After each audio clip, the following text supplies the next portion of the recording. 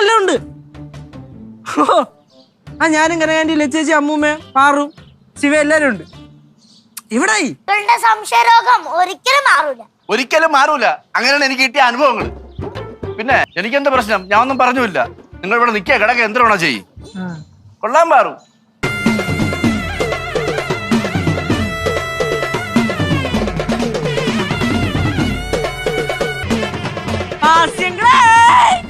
എന്താടാ എന്താടാ വിളിക്കുന്നത്? എന്തര് എന്തര്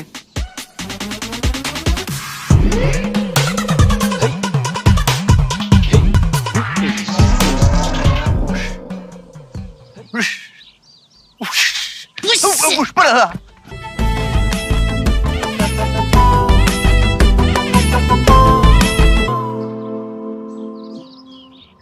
നീ വലിയ ചെക്കനാടാ. മീശയൊക്കെ വന്ന് ഇവനൊന്ന് കെട്ടിച്ചാലോ?